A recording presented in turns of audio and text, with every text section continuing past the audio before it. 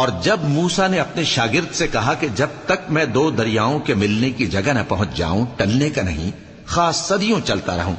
پھر جب وہ دونوں ان دریاؤں کے سنگم پر پہنچے تو اپنی مچھلی بھول گئے. پھر اس مچھلی نے دریا میں سرنگ کی طرح اپنا رستہ بنا لیا. جب آگے چلے تو موسیٰ نے اپنے شاگرد سے کہا کہ ہمارا کھانا لاؤ، اس سفر سے ہم کو بہت تکان ہو گئی ہے. اس نے کہا کہ بھلا آپ نے دیکھا کہ جب ہم نے اس چٹان کے پاس آرام کیا تھا تو میں مچھلی وہیں بھول گیا، اور مجھے آپ سے اس کا ذکر کرنا شیطان نے بھلا دیا، اور اس مچھلی نے عجیب طرح سے دریا میں اپنا رستہ بنایا.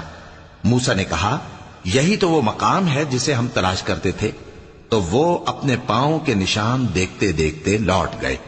وہاں انہوں نے ہمارے بندوں میں سے ایک بندہ دیکھا جس کو ہم نے اپنے ہاتھ سے رحمت خاص سے نوازا تھا اور اپنے پاس سے ایک خاص علم بخشا تھا. موسیٰ نے ان سے جن کا نام خضر تھا کہا کہ جو علم اللہ کی طرف سے آپ کو سکھایا گیا ہے اگر آپ اس میں سے مجھے کچھ بھلائی کی باتیں سکھائیں تو میں آپ کے ساتھ رہوں. خضر نے کہا کہ تم میرے ساتھ رہ کر صبر نہیں کر سکو گے، اور جس بات کی تمہیں خبر ہی نہیں اس پر صبر کر بھی کیسے سکتے ہو.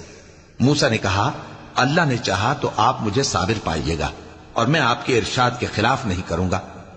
خضر نے کہا اگر تم میرے ساتھ رہنا چاہو تو شرط یہ ہے مجھ سے کوئی بات نہ پوچھنا جب تک میں خود اس کا ذکر تم سے نہ کروں. تو دونوں چل پڑے، یہاں تک کہ جب کشتی میں سوار ہوئے تو خضر نے کشتی کو پھاڑ ڈالا. موسیٰ نے کہا کیا آپ نے اس کو اس لیے پھاڑا ہے کہ سواروں کو غرق کر دی؟ یہ تو آپ نے بڑی عجیب بات کی. خضر نے کہا کیا میں نے نہیں کہا تھا کہ تم میرے ساتھ صبر نہ کر سکو گے؟ موسیٰ نے کہا کہ جو بھول مجھ سے ہوئی اس پر مواخذہ نہ کیجیے اور میرے معاملے میں مجھ پر مشکل نہ ڈالیے. پھر دونوں چلے، یہاں تک کہ رستے میں ایک لڑکا ملا تو خضر نے اسے مار ڈالا. موسیٰ نے کہا کہ آپ نے ایک بے گناہ شخص کو ناحق بغیر قصاص کے مار ڈالا، یہ تو آپ نے بری بات کی. خضر نے کہا کیا میں نے نہیں کہا تھا کہ تم سے میرے ساتھ صبر نہیں ہو سکے گا؟ انہوں نے کہا کہ اگر میں اس کے بعد پھر کوئی بات پوچھوں یعنی اعتراض کروں تو مجھے اپنے ساتھ نہ رکھیے گا کہ آپ میری طرف سے عذر کے قبول کرنے میں حد کو پہنچ گئے ہیں. پھر دونوں چلے، یہاں تک کہ گاؤں والوں کے پاس پہنچے اور ان سے کھانا طلب کیا. انہوں نے ان کی ضیافت کرنے سے انکار کیا. پھر انہوں نے وہاں ایک دیوار دیکھی جو گرا چاہتی تھی تو خضر نے اس کو سیدھا کر دیا. موسیٰ نے کہا کہ اگر آپ چاہتے تو ان سے اس کا معاوضہ لے لیتے تاکہ کھانے کا کام چلتا.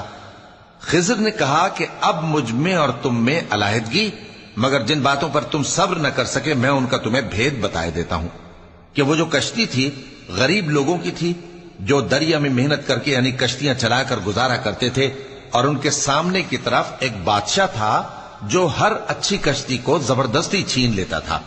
تو میں نے چاہا کہ اسے عیبدار کر دوں تاکہ وہ اسے غصب نہ کر سکے. اور وہ جو لڑکا تھا اس کے ماں باپ دونوں مومن تھے. ہمیں اندیشہ ہوا کہ وہ بڑا ہو کر بد کردار ہوگا تو کہیں ان کو سرکشی اور کفر میں نہ پھنسا دے. تو ہم نے چاہا کہ ان کا پروردگار اس کی جگہ ان کو اور بچہ عطا فرمائے جو اخلاقی پاکیزگی میں بہتر اور محبت میں زیادہ قریب ہو. اور وہ جو دیوار تھی سو 2 یتیم لڑکوں کی تھی جو شہر میں رہتے تھے، اور اس کے نیچے ان کا خزانہ دفن تھا، اور ان کا باپ ایک نیک آدمی تھا.